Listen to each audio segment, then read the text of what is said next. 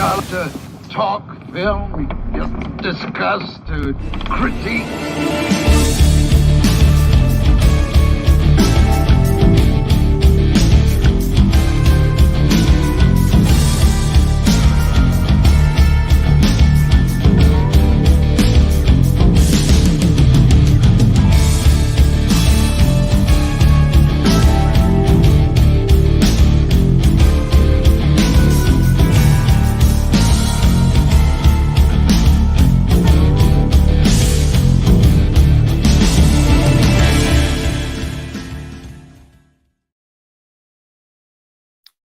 Hello and welcome back to Blood Splatter Chatter. How's everyone doing out there? Appreciate you being here with us tonight. We have a huge one. It's a huge show, folks. It's one of the biggest names in horror history.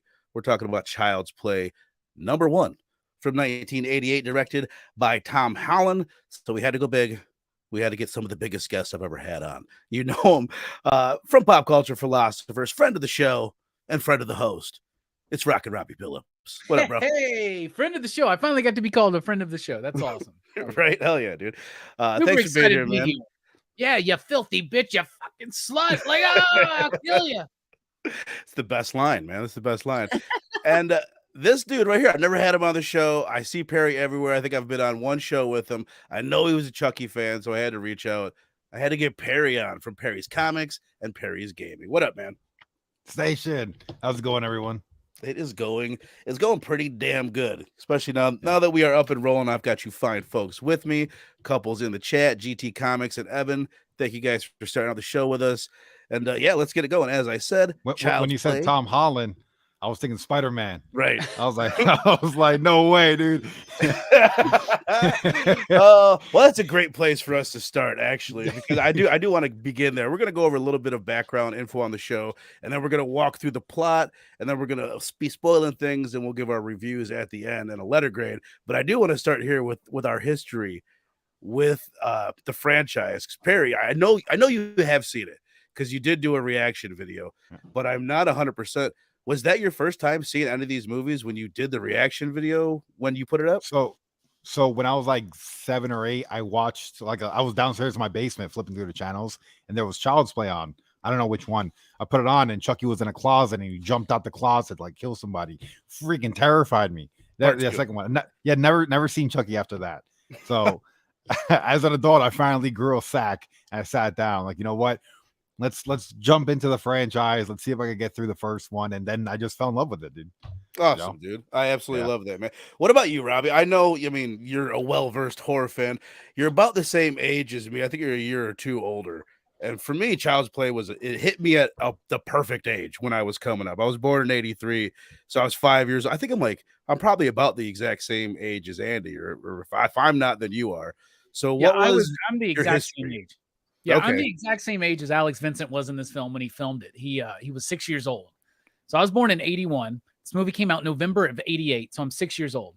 This is the first recollection I ever have of going to a movie theater is Child's Play.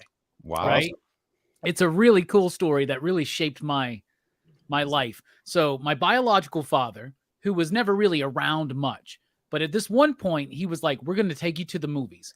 And I've been growing up video stores, VHS rentals, VCRs. Like I love movies and I love horror movies, and all over the TV are these commercials for Child's Play. And that's all I want to see, because I have a My Buddy doll at this point, right? Which is one of the dolls that Chucky's kind of modeled after, right? And my mom tells my biological father, do not take Robbie to see Child's Play. While trying to be the cool dad, he takes me to see Child's Play. And I freaked the fuck out in that movie. I can't handle it. They have to drag me out of the theater. We wind up watching U2 Rattle and Hum. I vividly fucking remember this, right? the concert movie that U2 did, right? Because my dad was a rock and roll guy, right? So we wound up watching that. My mom and my stepdad find out about it. They take, while I'm sleeping that night, they take to teach me a lesson. They take my Buddy doll, duct tape a knife to its fucking hand, and set it at the foot of my bed, and then shake the bed until I woke up, screaming in terror, thinking that Chucky was going to get me. So yeah, I have a history with this movie. That's why I had to be here, because you reached out and you're like, it's not as cerebral as I would like it to be. I'm like, nah, dude, I got to be there for Child's Play. This was my first theater experience. It's branded in my head, and the reason why I'm a U2 fan. So that is perfect, man. That's perfect. Oh yeah. As far as my history, I think my first one was the first one that you just saw a little bit of, Perry. Child's Play 2 was huge for me when I was a kid. It came out in 1990, so I'm 7 years old, and 7-year-old kids in 1990, that's pretty average. That's like the age you are introduced to horror movies. It feels like back in the day. But the first one, I always remember liking it, but it's one of those things, like, it doesn't stick with me. Like, when I just watched it for the rewatch to do this review, there was quite a few bits of it that I didn't remember. Like, it'd been a handful of years since I saw it, at least 5 or 6. And for whatever reason, yeah, this one, I didn't watch it nearly as much as 2 or even 3, or especially Bride of Chucky when that came out when I was a little older. We watched the shit out of that one. But what about both of you, either one of you, the rest of the franchise? Well, Perry, I guess they're all pretty new to you. Robbie, are you a fan of the franchise as a whole? Like, do you think it holds up, compares well with the other 80s slashers? So, I watched Child's Play 1 when I was a kid, and then I watched it subsequently on VHS, right? I loved 2 and 3 in particular. When I was a kid, I loved part 3. Like, I loved that one so much. The one in the military school. Mm-hmm. Yeah. And I remember the end of 2 loving it, where they're at the toy factory. And then one dude gets like the doll eyes put into him and stuff. Like, so I loved those movies. Plus, I thought Christina Elise was super hot. She was also in 90210. I got to meet her a couple years ago. So that was cool. But Bride of Chucky came out during the pretentious Robbie phase, like the snobby Robbie, right? and I was like, this is just campy. It's just comedic. It's just stupid. And I never watched another one until we covered it in the early days of DHS. Mm-hmm. E. Dillon, Manny, and Jay Strick did the entire Chucky franchise. So I bought the Blu-ray set right there with the lenticular cover and all that. Yeah. And that was the first time I'd watched Seed and Cult and Curse and whatnot. And I think it's an inconsistent franchise. And what's crazy is that I have more of a nostalgic memory of 1, 2, and 3. But when I rewatched them a couple years ago, it was 3, 4, and 5 that I think are the best of this entire series, actually. Like, I love Pizza Face Chucky in part 3. I love part 4. At this point now, I think Bride of Chucky is my favorite. But Seed of Chucky gets crazy. But the Chucky TV series, at least season 1, helped recontextualize some of those last 2 Chucky films that I wasn't the biggest fan of. Yeah. But now I'm more of a fan of them because I'm more of a fan of Fiona Dorff, right? You know what I'm saying? And knowing what she's doing and understanding that that's Brad's daughter and seeing what she can do in Chucky. Now, Chucky season 2 is a whole other story because that kind of, for the most part, was boring and sucked. Oh, man. I haven't seen it yet. Neither have I, really. I watched the first one. I loved the first season, yeah. I already wasn't sucked in. I loved it. I love the first season. Put it the on. second one's got things. They never added it to Peacock like they did the first season. So I don't have Sci-Fi, and I think they were even adding them to YouTube for a while, like for free. I don't know if you can watch them for free out there somewhere. I think they put the first episode on YouTube for a little bit for free.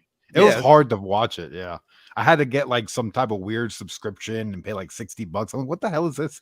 Like, why is it so difficult to watch this show?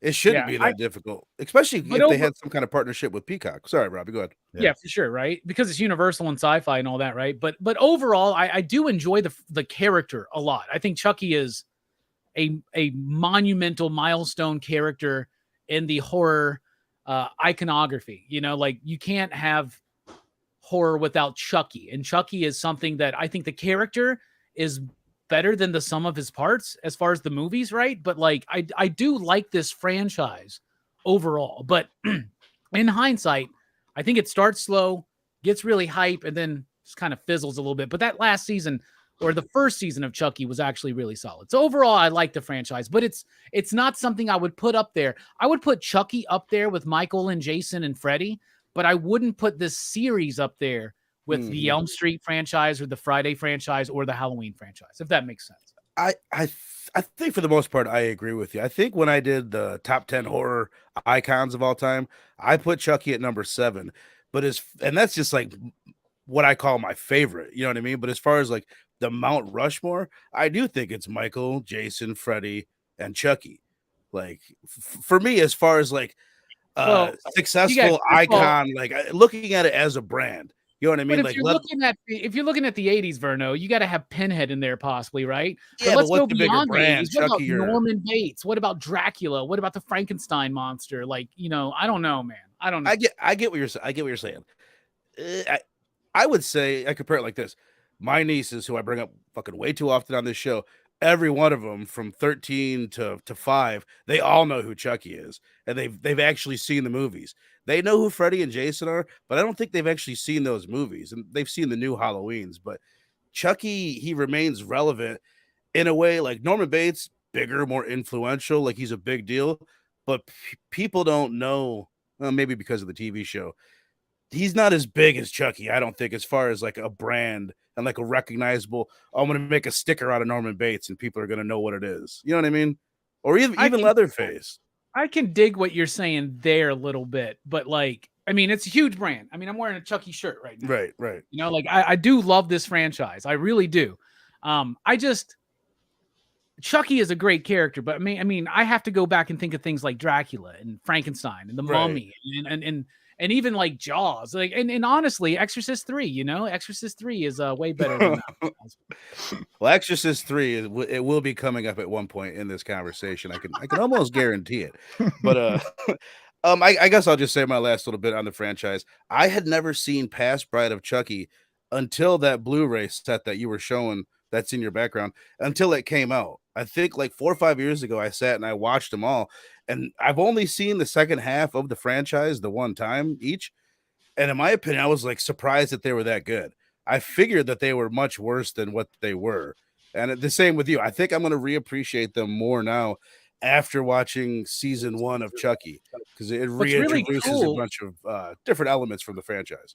Yeah, what's really cool, Vern, is that you don't see this in many horror franchises, but Don Mancini, who originally came up with the whole screenplay and concept for Child's Play, which is originally called like Buddy Story or something like that, right? Blood Buddy. He eventually, by Bride of Chucky, he is the main focus of the franchise, right? Like Tom Holland had a lot of influence on this first one, and then subsequently other directors came in and kind of took that vision.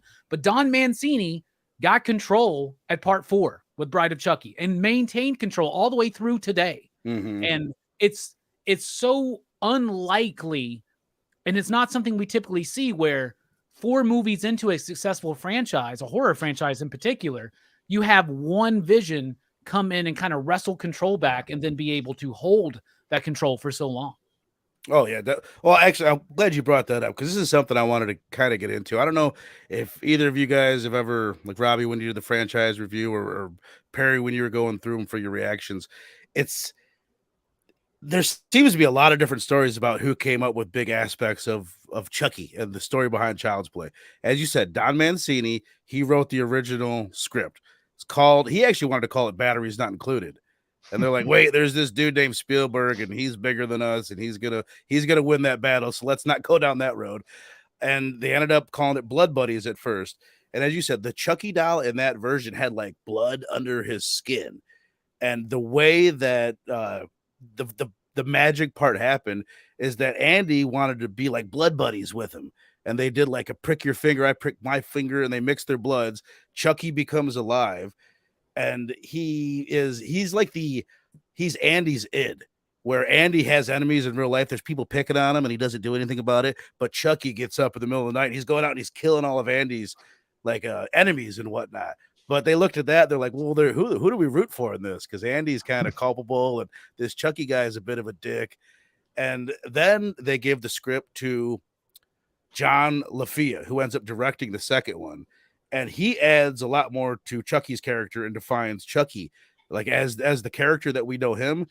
Then Tom Holland, not Spider-Man, Tom Holland, the guy that directed Fright Night and wrote Psycho 2, he gets it and he adds the Charles Lee Ray portion of it and hypes that bit of the story up. But then I've heard from other people that he didn't, and LaFia did that. So everybody was trying to take credit for different bits of this for financial reasons. There's the producer too, like the producer who's one of Spielberg's friends who wanted to make an evil toy movie, right? And so what it really comes down to is it's everybody, right? They all had something to do with it. Like without Tom Holland, Brad Dourif's not involved. Brad Dourif was only involved initially to play Charles Lee Ray in like live action, and then he was acting during rehearsals as Chucky. They had the mom from Arrested Development cast as the voice of Chucky. She actually did all of the vocals for Chucky, and they were test screening it, and people were laughing.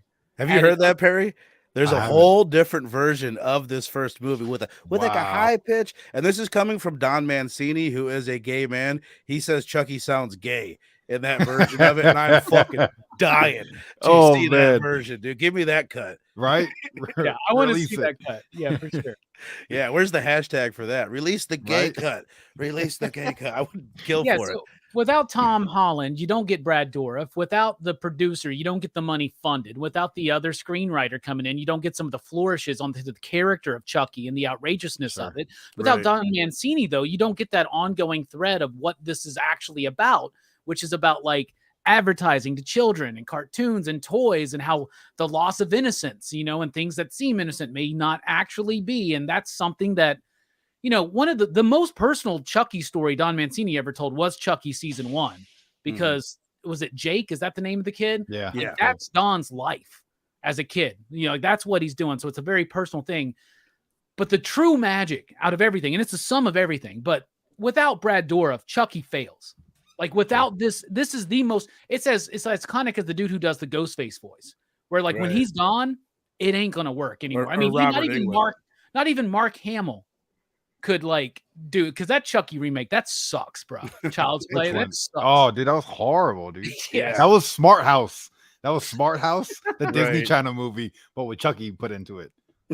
No bueno. That was the first time that I was watching a remake, because I rarely get I don't have very high highs or low lows when it comes to pop culture. I don't get overly fucking mad about many things, but I remember being offended. Like, what are they doing to Chucky? Like, this is a strange departure from the lore. But the other little bit of it is the people that are behind the machine, the practical effects guys. They added, I guess, like certain bits of his personality. Just, he moves like this, and that helps shape the character, like little bits that they added to it too. So you're right; it takes a full team to build a Chucky. But going through the last of the background here, it's had a budget of 9 to 13 million and a box office of 4.2 million. Which, to put into perspective, I looked it up. Nightmare on Elm Street 4 came out that year, and it made 48 million, and Friday the 13th Part 7, A New Blood, came out and it made like in the low 30s. So its debut, it was already at the top of the slasher world, or right around the top of the slasher world. Rotten Tomato score of 72%, IMDb of 6.6, and a Google user rating, surprisingly, only of 79%.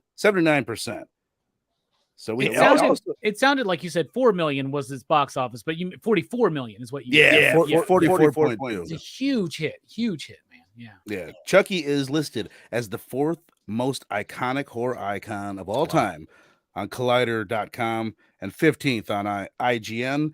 And the other bit of just background info that I wanted to point out is the director of photography was Bill Butler, who did Jaws and The Conversation, and a really, I guess, Tom Holland leaned on him a lot. So a lot of the look of this film, you can kind of give it to him, which actually I have some issues with some of the corny, cheesy camera movements in the film, but we can get into that as we go. So let us dive into the plot, unless you guys have any other background information you would like to throw in at us. As I can say what's up to the chat again. I don't know how to say your thing. Illuminating Shadows. I guess I do. It wasn't nearly as hard as I thought. What's up, man? Thanks for popping in. It was small there. Once I blew it up, I'm like, I can read that. I don't know how to pronounce this. I know that word. Too many syllables. But all right, so let's dive into it. The plot, it opens up where we have Brad Dourif playing Charles Lee Ray. He's running through the streets of Chicago. So of course, I think you see the L in the background, and he runs into a toy store. He had just committed a burglary. You have his getaway driver, Caputo. He drives off and takes off, and he will show up later on in the film. So Chucky, or Charles Lee Ray, he runs to this toy store. He does the iconic voodoo chant, which I'm not going to try to impersonate right now. And he sends his soul into this Chucky doll while the dude from Princess Bride is shooting at him and getting blown out of the building from a lightning storm. And so we'll just start there, man. Perry, what do you think of just the opening scene and just like the lore behind Chucky and how it's unique from other 80s slashers. So what do you think of this opening scene and just the lore? So the I opening guess scene, the origin story of Chucky. yeah. So when I first seen it, I thought it was really cool. Like I was like, "What's going on?" Like the movie just started. Like there's a chase going on. He's shooting at the cops. Cops are shooting at him. He's busting back. He gets shot. There was like a really hectic scene. Later on in the franchise, we see what happens right before that, and I thought that was the coolest thing ever, dude. Like how they're connecting dots from 30 years ago, and it fits like almost perfectly, like a glove. So I really like that opening scene a lot more now. Right. Now that I've seen that later on in You the talking franchise. Chucky season 1, or is that in another movie? No, I think it was in was it Curse or Cult or yeah, Seed or one of Curse them. or Cult, yeah, where he had her mom and she was tied up. He kidnapped her and everything. It was Right. wild, yeah, no, that opening scene was super cool. Like him going inside of the store. You don't know it's voodoo until later on in the movie. So it's like, what kind of this guy's chanting? What the hell is that? Is he have magic powers? There's Right. clouds everywhere. What's going on?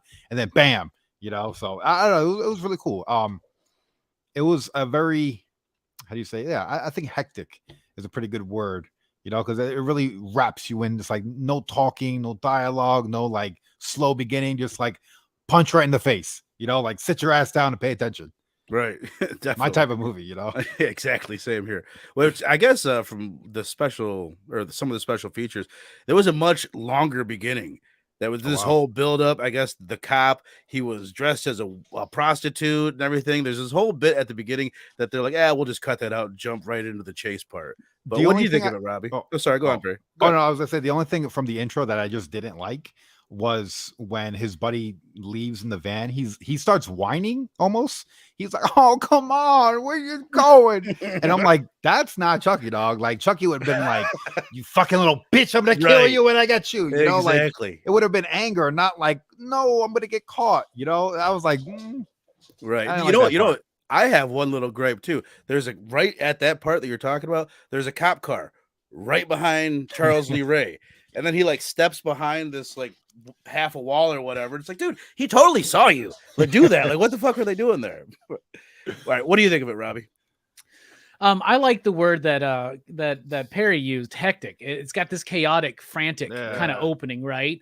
And it feels like it opens like a crime movie. And I really like it. And I love that Brad Dourif is able to be in this movie physically first, and I loved when I was a kid, the supernatural element. That's some of the shit that scared me so much in the theater. I remember it was when he does the voodoo chant and he's got the fucking clouds are swirling around and shit. And like, that's something in subsequent movies that I always liked is when they do that bit, right? When he does it in Bride of Chucky, when Tiffany does it, right? Multiple times throughout the series, this ritual is done. It does undercut a little bit of the movie because, like you were saying, Verno, the original script, like it took a long time for this to develop, right? And the whole first act is basically Chris Sarandon trying to track down Brad Dourif, right? And there's the undercover cop bit that you're talking about. In fact, when Chris Sarandon starts running after Brad Dourif, you see him still in this cut throw away his clothes that he's wearing, right? He throws away this dress that he's wearing or whatnot. But it does, because they wound up kind of truncating that a little bit, it undersells some of the rest of the movie because a lot of the original screenplay was, is it Andy or is it not? Right? And they still play with that. But with this opening, we're like, we know it's not. Like, we know it's Chucky. We know. So it could have like done a better job of like blending it, but the opening itself is iconic. I love it. Like Perry said, I love the way that they continuously revisit this multiple times throughout the franchise to throw Tiffany in there. Where was she? What was she doing? And to just enlargen this mythology. And that's what good horror movies do, is as they progress, they're able to fill in those blanks that they didn't necessarily know at the time. And what's really cool is that they don't have to lie about it. And Tom Mancini's like, yeah, we realized this, so then we worked, so we went this way. It's not like George Lucas where he's like, I had it all planned out the entire time. And that's just a bold-faced lie. No, I really like the opening, though. It's really, really strong, I think. I do too, man. It's like, and then plus just thinking of his origin and then comparing it with the other slashers, there's an actual explanation to this one. And a lot of times people like I don't need a reason why Michael Myers is killing people, but I would like to at least know his origin story. So they give us that, or they explain it at least, but they never explain why he could be shot 5 times and then not die. And the same with Freddy. We know what he can do, but we never understand why he can do it. And Jason, the same thing. Like it's one of out of the big slashers, it's the only one that is at least given an explanation. You get nothing for Jason. You don't know why he's grown up. You don't know how he came back. Like, you know, so I like that they at least tried to like fill in some of the questions that are asked in the other franchises. Yeah, I just missed the part where they should have brought Chris Sarandon back in the second movie, and it starts off with like, I shot him 6 times. Shot him with fire. He's evil. That is the thing. Like, he doesn't really have a hype man. Because that's one thing that makes Michael so scary. He's got a hype man. I'm half thinking this because I just watched Jaws and I realized that Quint and Hooper both fill the Loomis role. I mean, it's vice versa because Jaws came out first. In Jaws, where you've just got some guy talking up your villain this whole time. Oh, he's a scary shark. Oh, he's got the blackest eyes. Just like, I mean, which is actually exactly what Loomis says. Well, that would be cool if you saw Chris Sarandon in this movie, like build up the character of like, you better hope and pray this isn't Charles Lee Ray, because that's a big deal, man. And if it is, if he's trapped in the body of a doll, we're off. Exactly. Yeah, who knows how bad it could get. Well, that's the other thing too, is oh shit, where was I going? My brain is not working today. There was like 5 things that I thought of while you were going, Robbie, that I'm like, oh, I'm gonna say this when he's done. Then it got to me, well, fucking don't have any of that anymore. I'll talk about Jaws for a second. I've been there. All right, I don't know where I was going with that. So let's just move on. Oh, I know what I was gonna say. It's just that's the other thing that's weird. Like, he's a serial killer, but he's also doing like regular crimes that aren't serial killer crimes. Those two worlds don't usually blend together a whole lot, at least not the way I envision a serial killer. So you don't think of like Ted Bundy having a getaway car, that kind of thing. It's kind of a weird picture. But I mean, if you're already breaking the law, you might as well, like, why stop with murdering people? You know, might as well get some money, might as well get some new clothes. You know. Well, Charles is Chucky. Is just a force of anarchy, right? He's like this agent of chaos, right? Like it's not necessarily that he's just a serial killer, but like he's just a bad seed. He will just do whatever is bad. Like his language, the way he treats people, the way he treats women, the way he treats other people. Like this is just who he is. It's this force of fucking chaos trapped in a fucking kid's toy. And that's one of the funny things about the whole goddamn franchise. They don't really get into it as much in this one, but in subsequent movies where it's just like, I gotta get out of this fucking body. Right. You know what I'm saying? Like, I love that. They do a great job with that one in the second one, like the urgency behind it. And actually, like a little bit, you almost have some bit of sympathy for him to a degree because you're like, oh, that would suck. But okay, so the movie carries on, and we are introduced to cute little Andy. This is the cutest he will ever be in this franchise, unfortunately. But it's also probably the worst acting that he'll ever do in the franchise at the same time. But his voice is just so stinking adorable. This guy, Alex Vincent, he was not an actor. They just found this kid and like, God, he's cute. Let's try him out. And he worked for the movie. Yeah, he fit perfect. You've got him who does make a comeback in the franchise, as we mentioned. And then his mom, Karen Barclay, played by Catherine Hicks, who I know, who I'm not ashamed to admit that I used to watch Seventh Heaven back in the day. Did you guys watch that? Did you guys know her from anything else? I remember her from Star Trek 4, The Voyage Home. Yeah. Not a Seventh Heaven guy, Perry? No. I was born in 93, so I did a little before my time, you know. Fair enough. No, fair enough. I was named after Luke Perry on 90210. Shut up, man. That's probably the coolest. We could end the show right now. Thanks for coming, everybody. We've got all the info we need. Luke Perry was like the epitome of cool back in the 90s. But so we meet these two characters. We've got Andy bringing his mom breakfast in bed. We're seeing the commercial. We're learning about his infatuation. A crazy mess. Did you see that mess, dude? That was giving me like anxiety watching this kid make breakfast. I couldn't believe that. Did you see that cereal? That cereal was just like cereal. The cereal was just cookies and shit, bro. Like I was like, that's what it was like in the 80s. And he was pouring sugar on top of that. Now, was that the cereal that you have? Because Perry said he's got Child's Play or Chucky cereal. Good guy cereal. Yeah, let me see this. And I'm curious if this is the exact cereal that Andy was serving up. I love it, dude.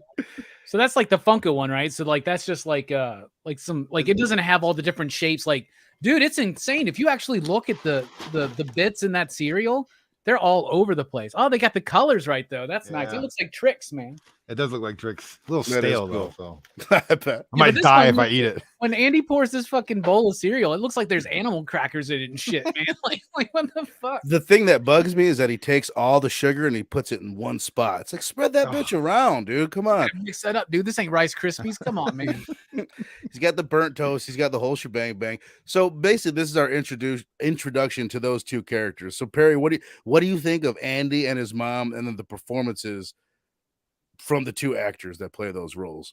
I Do really they like do it for Andy. you. Yeah, no, I like the whole like. So my parents were divorced, so like I'm the boy living with my mom, so like I kind of like resonate a little bit with it, you know. Like I see what it's like with mom trying to get to work.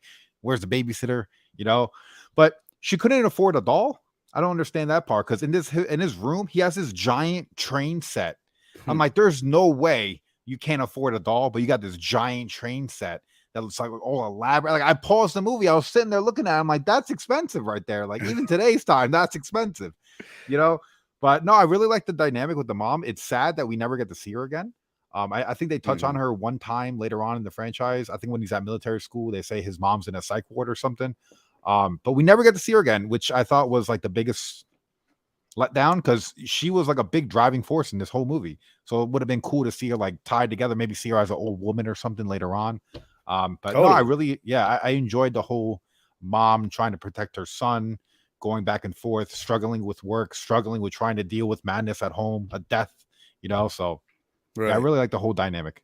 I like the subtlety. I guess there was scenes where they cut out where they Andy's explaining to Chucky what happened to his dad and just giving more details. But I like that. You just kind of pick it up. Like clearly the dad's not around. There's some backstory, and I enjoy that. What about you, Robbie? I really love the mom in the movie. She acts her fucking heart out, yo. Because we're talking about a woman who is holding a goddamn doll and having to act like so goddamn terrified of it and going through all this like trauma and this like this fear of like losing her son because the police think her son's crazy at first. You know what I'm saying? And so I really love that. And I get why she couldn't afford it. It's because, you know, and it's subtle in the movie and I like it. And maybe it's not maybe intentionally subtle. It's subtle because they had to cut some stuff out. But the dad just recently died, right? So now she's a single mom. She has to go get a job, you know, and things are different, right? And so like we're thinking about the 80s, think about single mothers in the 80s who lose their husbands. And so I get that struggle. That was something that like I kind of went through as a kid. Like my mom couldn't really afford things. But then when she married my stepdad, there was a Snake Mountain sent to me, you know, when I went to our new house for the first time and stuff, right? So she doesn't have that support and she's just trying to make ends meet. And that's why she goes into the back of the alley behind her shopping mart to suck on this. just buy like a bootleg fucking good guy doll from, you know, a homeless guy. But I really liked her in the movie. She actually sells this. I think she's the best performance. Alex, who I love seeing him in this franchise. I hate that he was replaced in part 3, but he wasn't at the age that they wanted him to be. And I don't mind the kid that played him in part 3 because it was the kid that played Jimmy Olsen in Lois and Clark. It was the kid in Serial Mom. So I liked that, right? But you're right, dude. Alex Vincent, his acting, I mean, he's 6 years old. We can't fault him too much, but it's fucking terrible. That kid grates on my nerves in this movie, man. Like, and it's not just, dude, Perry, you're right. Like, dude, calm down. Like, do you know how to pour fucking milk and cereal? When I was 6 years old, I could make a bowl of cereal. Right. Like, Jesus Christ, man. And I love the trope of burning toast. Like, reset the setting on your toaster, goddammit. Because like that's all you got to do to like not burn toast. But the kid, every time I rewatch this movie as an adult, I just go, this kid is, it makes me feel like Jelani and just hate every kid on the film, period. But I cannot stand Andy in this fucking movie. He just grates on me, but I do love the mom. I think she's the cornerstone as far as performances go, outside of Brad Dourif, of course. Right. I agree with it. She's the one that when I went back and watched it after years of not seeing it, I was like, oh, first of all, I didn't even remember that this is the mom from Seventh Heaven. And then second of all, like I forgot that she pretty much carries the movie. There's a large chunk of the movie where Andy isn't really around. And he doesn't, even when he is, before he goes off to the institution, they use him pretty sparingly. You could tell like they didn't want to depend too heavily on him. That changes in part 2. I don't know if they sent him to some acting classes or what. Not that he's acting his ass off in part 2, but they use him way more. Like he's the main character, and he carries that movie in a way. In part 2, he's able to work with Christina Elise a lot better, like who's playing Kyle, right? Yeah, so they have this dynamic that really actually works and helps elevate that character into a more compelling situation where he has an older sister, I think. Right, which I love. So then the one of the key things happens in the movie. We go directly. The movie cruises along. I really noticed it on this watch. Like it doesn't waste much time. It goes right into after that. Like, oh, we learned that Andy wants this doll. Now his mom's at work. She's got this dickhead boss. She's talking about how she can't afford it. As we mentioned, she sucks a peddler's dick out back, and she gets this doll. That's done off screen. And I don't know. Maybe she does it. Maybe she does. Well, I don't know. We'll watch the special features. She gets the doll. She brings it to Andy. Now Andy has Chucky. And very quickly, we get a situation where the mom's friend is babysitting. And she's over. She's pissing off Chucky because Chucky sees on the news that, oh, the getaway guy, Caputo, he just broke out of jail. He wants to watch the news. And there's a situation where the babysitter pisses him off. Next thing you know, she's flying out of a window. She's taking a tiny little hammer to the head, and she's going out a window. So this is the first kill that we get from this infamous serial killer, Chucky. And there's parts of it that are a little bit underwhelming, and there's parts of it that are pretty awesome. What do you think of it, Perry? The first kill for Chucky. So the first kill, at first it shocked me, right? Because I didn't know what was coming. I didn't know what was happening, and then boom, it just comes out of left field. Because she's checking out the window. She turns around, and I'm like, oh, okay, coast is clear. It's fine. Like you can relax now. The music even settles a bit, and then bam, first horror movie. I love it. He's like, oh, we're gonna be fine. Yeah. I don't think anything's gonna happen. And then she falls out, and then like, because I watched this movie already like 4 or 5 times, and how did Chucky get the height to get up there? You know what I mean? Like it would have been better. Was he on the counter?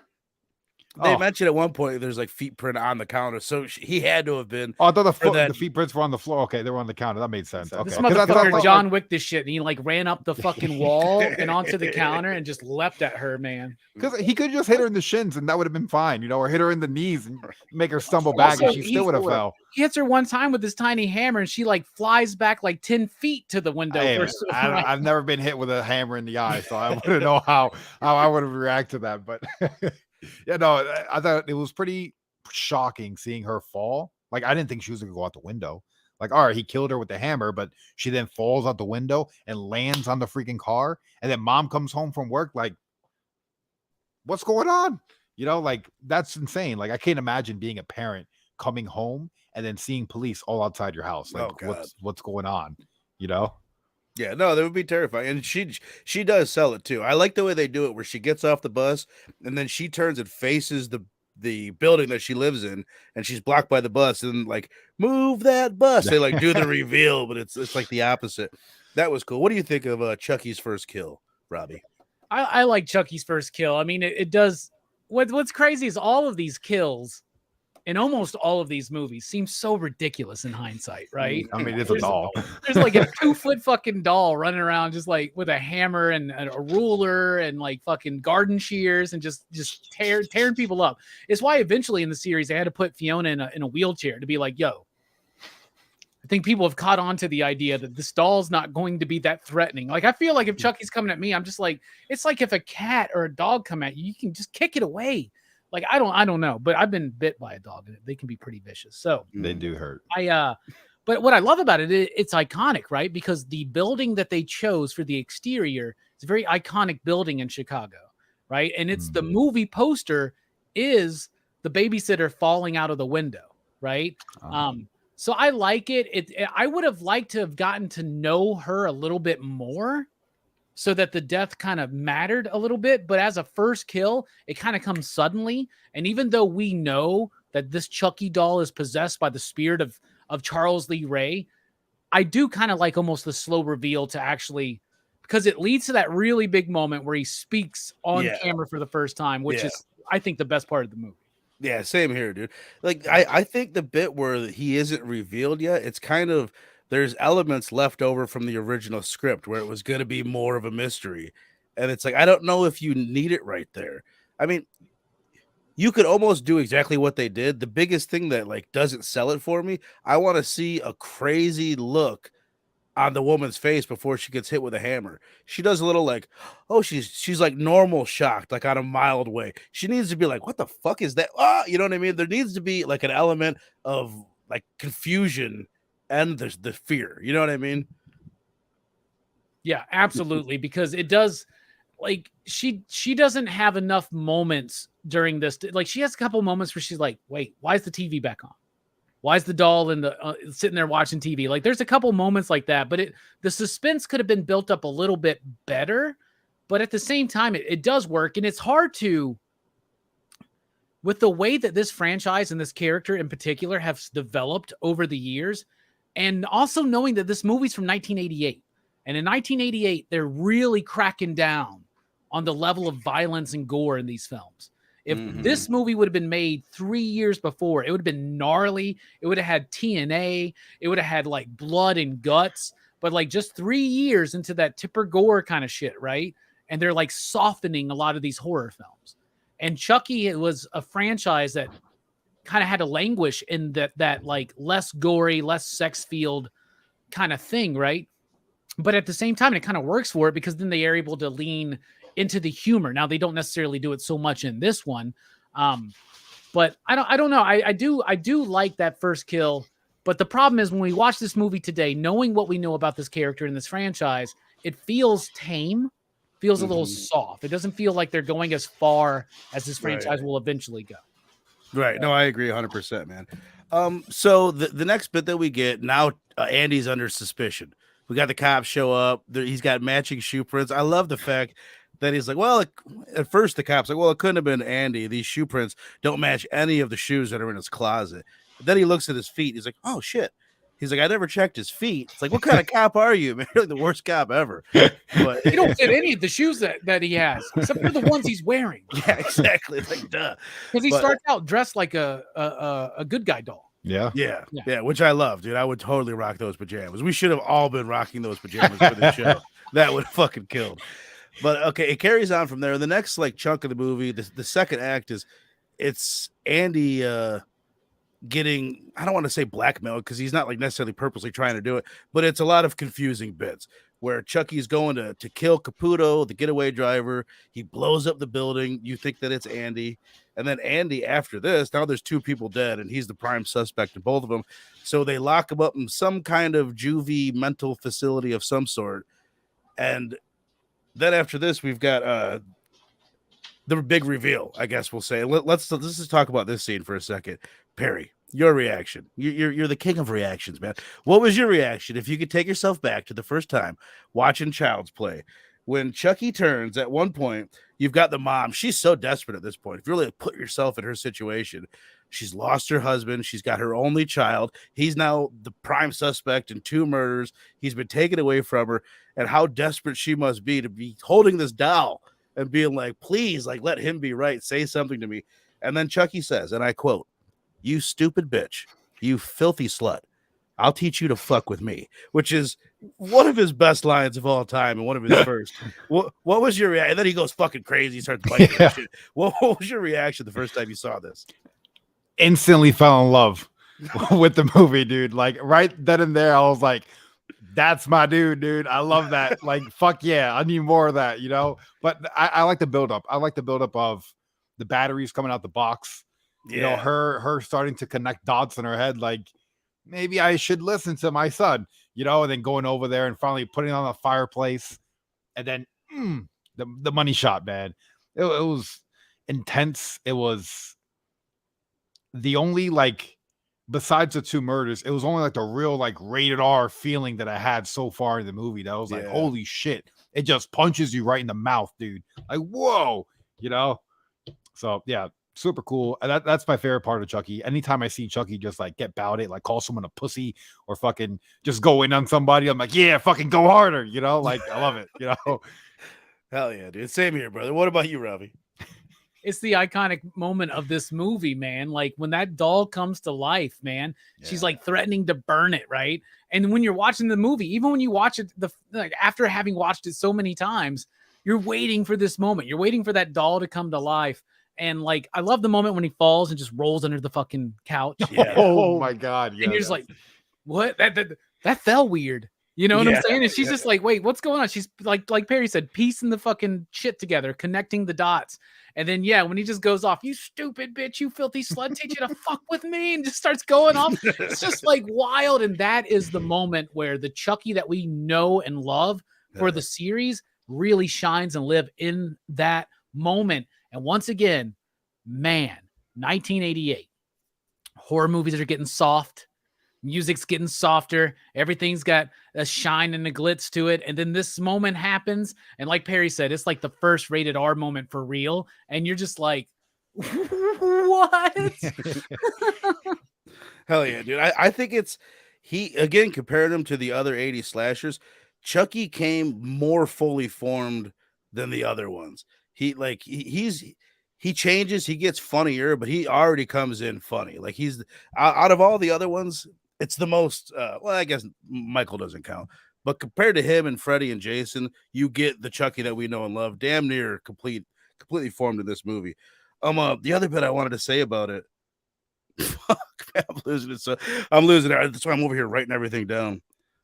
Oh, what did I want to say about it? It was hilarious and insightful, but it's fucking gone. So I'm just gonna roll on. So I'm gonna blaze through a couple of these things. If you guys have anything you want to say about these scenes, just throw it in as I go. But after this, things go pretty quickly until we lead up to the final bit. So we've got the mom. She obviously knows something's up now. She somehow finds this cop like on the street. Maybe it was in front of the cop shop, but he happens to be out in front of it. She runs up to him and she's like, "Oh, it was the doll." And he's like, "Well, I still don't believe you. Obviously, you're crazy too." He bit me. Yeah, he bit me. Could have been anyone. Look, And right after that, he gets attacked by this cop because it does just so with happen. a knife, dude. I can't. Yo, when I seen that scene, I felt it in my back, dude. I don't know why. That is the scariest thing. Even in the newer TV show, when they're in the movie theater and the knife goes up the chair, that is the most terrifying because we all sit down and at any moment, all three of us right now are sitting. We could all get a knife up our ass at any moment. You know, tell me that's not scary. It is scary. And we've all sat on something. Yeah. You know what I'm saying? We've all sat on like, whoa, like, and when you sit down, that's the ultimate level of trust. Yeah. I trust that this seat's gonna hold me. I trust that there's not some killer dog gonna stab me up the ass. You know what I'm saying? So she finds him. She tells this cop basically what we just said, and then he doesn't believe her. He goes off and then immediately gets attacked by Charles Lee Ray, Chucky, because it just so happens he's the cop that at the very beginning, Charles Lee Ray swore vengeance against two people, Caputo and this specific cop. So it works out perfectly for the film. As you said, it's a pretty dope attack scene, the knife and all that. And then Chucky's running around after this car flips over and he's saying, "You can't hurt me. You can't hurt me." And then it turns out, oh, you can hurt him. So this is where we get the bit. He gets shot. We find out the information that he's becoming human. He runs off to his voodoo doctor. He confers with him and then he says, "Yeah, dude, you're totally becoming human. You're screwed." Chucky just happens to have a voodoo doll on him that he doesn't use for the other murders in the series. Maybe he does use a voodoo doll at one point, but I can't remember if he does. Snaps this dude, breaks him all to pieces. And then this is one of the weird bits. The mom goes down to like whatever it is in Chicago, Lower Wacker Drive, wherever she's at, where all of the homeless people hang out. She's looking for the peddler. She wants to suck his dick again. It's like, oh my God. No, she doesn't. She doesn't. It's that beer can. I'm waiting to get more of a reaction out of Perry. He's like, oh boy. She finds this guy. He immediately tries to sexually assault her. Luckily, the cop shows up. They get the information out of him about this voodoo guy. She finds out the situation, and then she ends up. Chucky goes and breaks out Andy, and then we get the second kill. Or he goes and tries to attack Andy. We get the second kill. What do you guys think of the second bit of the second kill that Chucky ever does with the doctor, where he electrocutes him? Is this better or worse than the first one? Perry, what do you think? I don't know. Better or worse than the first one? Oh man, I think I'm gonna go with the first one being better, just because of how like it just caught me off guard because I didn't think we were gonna get a murder like that quick into the movie. But yeah, no, that was a great bit. I like the Let me see. I'm trying to think right now of the scene. Let me see. This is the bit where he like he stabs him in the ankle, and then he goes up and he puts the electroshock therapy thing on his head, and then he's Yeah. then Oh it goes yeah. on for a while. Andy's there witnessing the whole thing. That's where Andy's at in like that mental hospital, right? Yeah. Yeah. Do they electrocute like kids, dude? Like that was my first when I watched it. I'm like, do they fucking do that with kids? Like, what kind of shit is that, dude? In the That's 80s, crazy. baby. Yo, back in 1988. Right. Middle Like, Ages. electrocute the shit out of kids, even cute little ones like Andy. Right? Now, how fucked up is that, dude? And he was telling the truth the whole time. They're gonna shock his ass. Right. Not cool. Well, you got anything on this or any of the other scenes that I mentioned before, Robbie? I find it hard to believe that this dude can die from these electrodes or whatever, but whatever, it's cool, it's fine. And the idea that Andy sees it, like that's the big kicker. The voodoo scene is just out of fucking nowhere, and it's like, oh, we got to explain how we fucking learned this. Yeah. Right. And that's why I love where the series develops, because when Tiffany has to do it, she just pulls out the Voodoo for Dummies Right. fucking book. Right.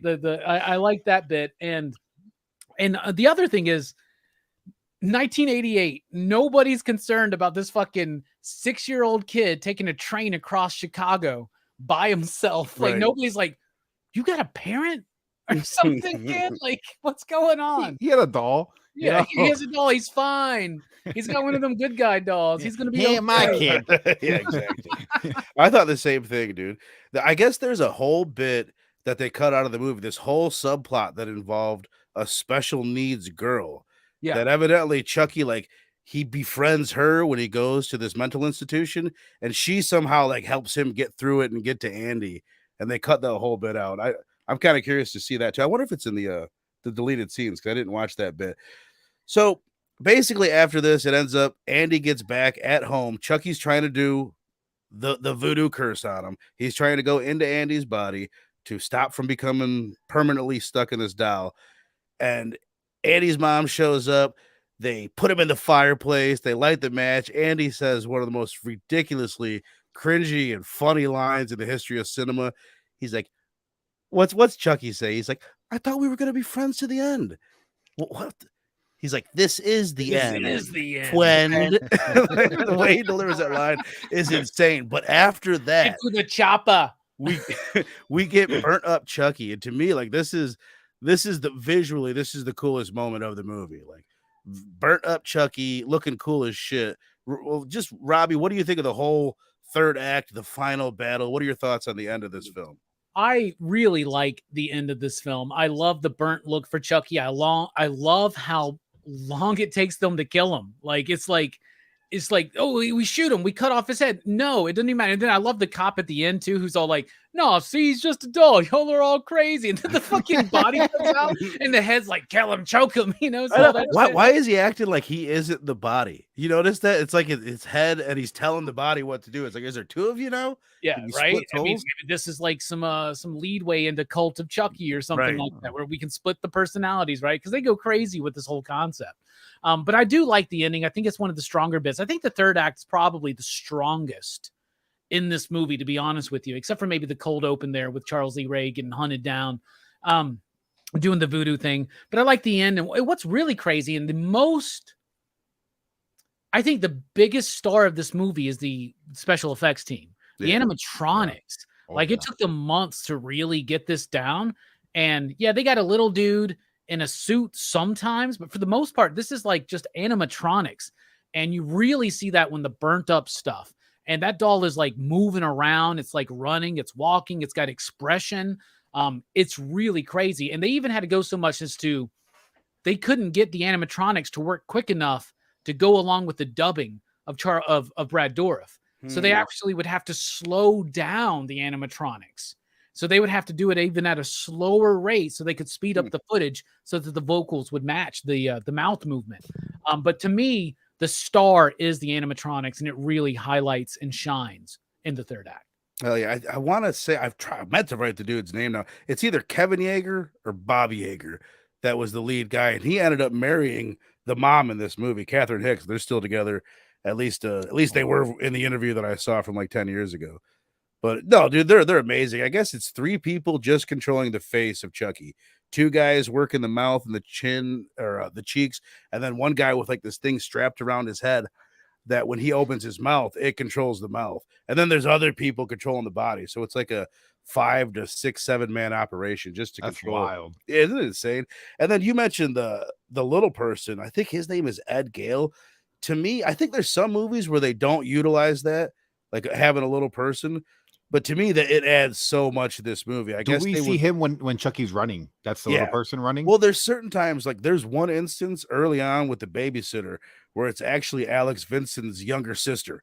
Like it's her running. And then there's a bunch of different instances where like you'll see Chucky, the animatronics, and then there'll be like a quick flash to the little person and you won't know. But yes, Perry, there's certain instances when you're seeing the full body Chucky moving, it's Ed Gale. There's one bit where he's burnt up and he's like walking, like creeping towards Chucky. I put it in the intro.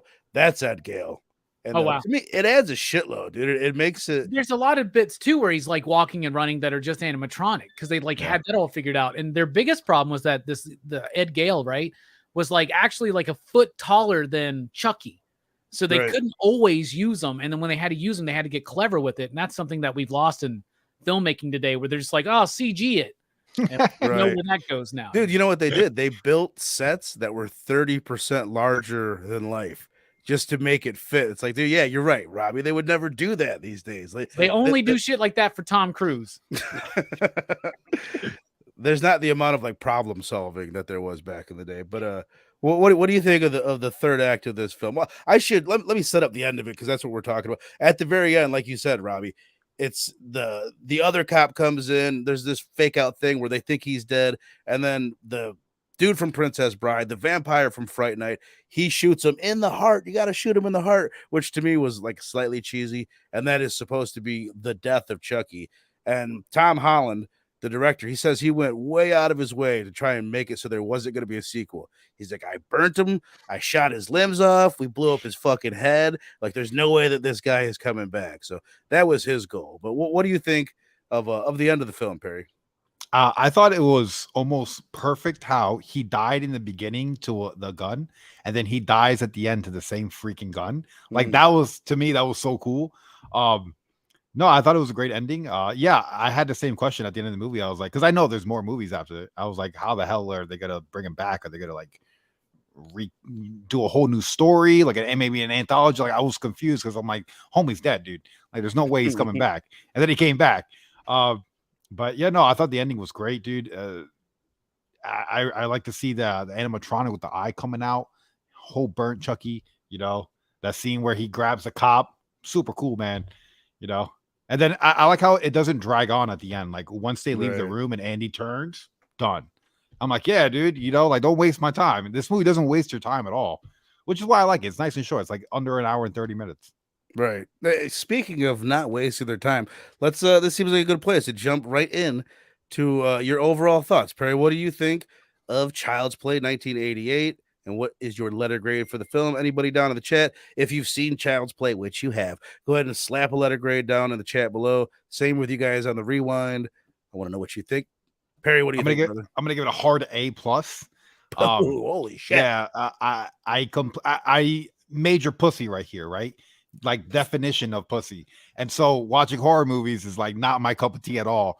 But I've been forcing myself to, and I've been enjoying it. And like the fact that I was able to watch this and just like completely fall in love with the franchise, because I was only going to do the first movie and be like, all right, you know, because everyone says the rest suck, and then the later ones go to DVD, so don't even bother.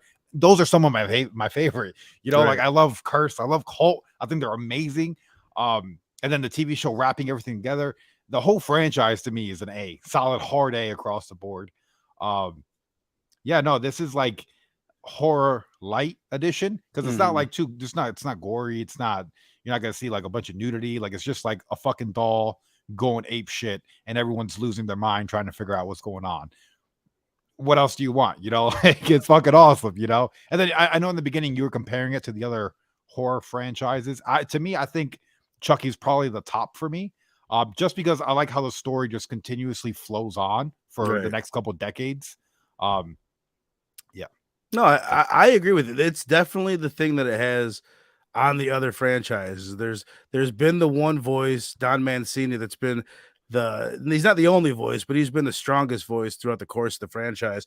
And just bringing back having reoccurring characters, it's not really a thing in slashers. Usually they're dead, so it's unique in that way. And I will say, I think it's so fucking hard to rank the horror franchise like that, but it's up there. You could compare it. It's right there with Michael, Jason, and the Freddy franchise. I know like they're like iconic horror icons, but like when I rate things for myself, it's on rewatchability. Right. So it's like, am I gonna sit down and rewatch the Jason franchise? No. Am I gonna rewatch Freddy? Am I gonna watch Nightmare on Elm Street 2? No. But am I gonna sit down and rewatch Child's Play? Yeah, dude, all the time. Like I want my girlfriend to sit down and watch it. I want my kids to watch a TV show. I want the fucking doll. Like I really enjoy watch. It has a really good rewatchability. Hell yeah, dude. No, I love it. And probably the humor helps with that a shitload. What about you, Robbie? What's your overall thoughts on it and your grade? I do like the film. I think the film is solid, but I think it does a decent job of setting up the franchise, but it doesn't really get to really develop a lot of stuff. But the same can be said about a lot of stuff. But Friday 13th Part 1 is a really good film. Nightmare on Elm Street Part 1 is a really good film. One of the best of the franchises. Same with Friday.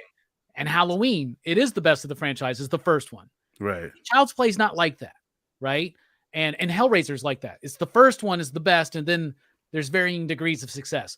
I will watch a Hellraiser movie, an Elm Street movie, a Friday the 13th movie, or a Halloween movie, usually 329% more than I will a Child's Play movie. Like, as much as I love this character, as much as I do enjoy this franchise, it's not something that I do put up at that high of a level, right? Like, it's up there, but it's not top 3 or top 5 even for me. But I do love this character. I do love where it develops. I do love the introduction. But I do think that this movie isn't perfect. I think other sequels do it better. 3, 4, and 5 in particular. So Child's Play 3, Bride of Chucky, and Seed of Chucky is where this is at its peak for me. So I will give this one, if I just took my out of 5 you dig scale and applied it to this. And the last time I watched this movie, I gave it a 3. Okay. I would give it a higher this time. I'd give it a 3.5, maybe even a 3.69, which would come out to about a C+. So I'll go C+ because I do like it. I think it's satisfactory, I guess, if you want to use report card terminology. I think it's good. I think it gets better. I think there's a lot of ideas here that are allowed to get fleshed out and developed further as the series progresses. But just solely Child's Play and comparing it to those first films and other iconic horror franchises like the first Hellraiser, the first Halloween, the first Elm Street, the first Friday, like, I think it falls just a little bit under those. I'll go a very enthusiastic C+. I dig it. I'm going to start with comparing it to those other franchises, man. Part of the reason when I watched this movie for the first time in years, when I said the Blu-ray set came out, I remember watching it and being like, fuck, this is like, it's on par with the other firsts from those franchises. And I had this idea in my head for a long time that I wanted to do a show where we rank the first movies in the 80s slashers, and we just get together with a few people and that's the discussion. And then watching it again, I watched it a couple times this week, and I've been watching a lot of horror movies over the past couple years, so I've got a different palette, I guess. But watching it again, I was like, I don't think it's quite on par with those. And a big part of that is because of the kills. If the kills were just a little gorier, there was one more kill, then I would put it on par with that because of the story that it tells. And I already told you the things I like about the origin and just the lore behind Chucky and Chucky himself coming fully formed and the nostalgia behind it. I think the film for me is like it's like a B- or a B, but I'm going to give it a B+ because of the nostalgia. And I'm going to go ahead and factor in like where it goes and introducing Chucky. Like he's a pretty goddamn big deal. I think for me, like where it falls flat a little bit is like at the end of the movie, I want there to be some kind of struggle that Andy or his mom, one of them, had to go through something in order to defeat him. And that's not really the case. They just find him and then the cop kills him for them.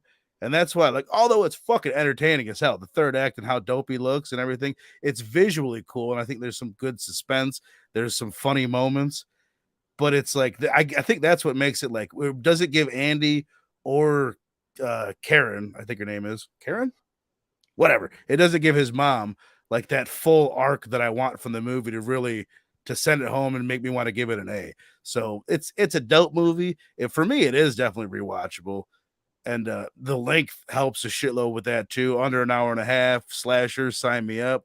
So I'll give it a B plus, man. It's a damn good movie, but I'm the same way. It's not my favorite of the franchise. For me, that's either got to be 2 or Bride of Chucky. Seed, I'm gonna have to fucking rewatch Seed because I remember that being the one that I didn't care for that much, and I really did like Cult and Curse. But yeah, I plan on doing a show on all these things. We have Bride of Chucky, by the way, coming out on 4K at the beginning of next month, I think. So at the beginning of August 2023. I don't know when you're watching this, but hell yeah, man. We didn't have a single person in the chat rate the movie, so I'm just gonna say they all loved it, and they all just agree with everything that we said. So Two Gun said A. Two Gun said said A. A. Oh, Two Gun did say it. Thank you, Two Gun. Pew to the pew. Well said, my friend. Well, that's it, man. We're gonna go ahead and wrap this bad boy up. I do want to mention just one funny ass thing. I should have said this before I said we're gonna wrap this bad boy up. Just a bit in the elevator. That's maybe the funniest part of the movie. When they're like, this old lady's like, somebody left their doll in this elevator, and as they walk off, like, creepy dolls. Fuck you, Chucky says. Like, that's just like pitch perfect Chucky right there. Like that kind of nailed the whole thing. But what do you got going on, Perry? Want to tell the people what is going on Perry Gaming? So I've been doing live streams 3 days a week, playing different games. I just beat Batman Arkham Asylum, which is freaking awesome. I've been diving into every Batman game. So I've been beating let's see. I just beat Batman Arkham Asylum. I've been playing the Super Nintendo games, Batman and Robin, Batman Forever, Batman Returns. So I'm trying to beat every Batman game ever made. This guy's having more fun than all of us, Robbie. And then on Perry Comics, I just did Jaws reaction. And then I don't know, I'm trying to do like one movie a week or every other week, just whatever I have time for. But yeah, that's pretty much it. Hell yeah, brother. Hell yeah. I meant to do it before, so it's not down in the description. But right after this show, I'm going to be putting the link to Perry's channel and Robbie's channel. So check that out on the rewind. Robbie, what do you got going on, brother? Well, I will be appearing Saturday night on Dylan's Horror Show for Frailty because I absolutely love that film. And I think that more people need to watch it and discuss it. So I'm going to be there on Dylan's Horror Show for Frailty. And then Monday night at 8 p.m. Central Time, we kick off Action Fest 2023 on PCP Movie Night with the entire Indiana Jones franchise.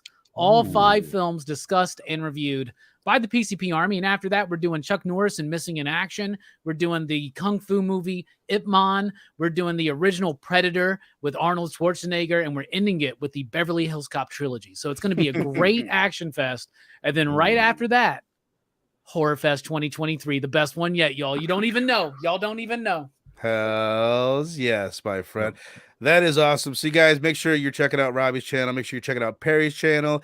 Make sure you are liking this video and subbing up to the channel so you are here next week for Brain Dead. Dead Alive. Yeah, I knew you'd like that one. This is a pre-recorded one. I had my buddy join me a couple weeks ago. We talked about Brain Dead, Dead Alive, 1992. Holy shit. Perry, first time you've seen it? Yeah, man. Perry, if you want to react to something, react to that, bro. Is wild? Yeah, I think you'd get a kick out of it. Peter Jackson film, man. Peter Jackson. Yeah, it is wild. Lord of the Rings? Yeah. That's what he did. He did some splat stick comedy horrors in the 80s and early 90s. Dead Alive, Bad Taste, and Meet the Feebles, man. Totally worth watching. Yeah, it's wild, dude. So you guys make sure you are checking that out. Again, thanks to everybody in the chat. I really appreciate you guys popping in. Kenneth Bird, Two Gun, Brother Joe, Bobby De La Ghetto. What up, bro? Thanks for popping in, Bobby. Evan was in here. GT Key Comics up in this bitch. Thank you guys, man. I really appreciate it. And as soon as I find my little thing, we're gonna get out of here. There it is. There it is. Thanks, everybody. See us. Good shot. Okay, he's dead. Let's go get him. That's another one for the fire.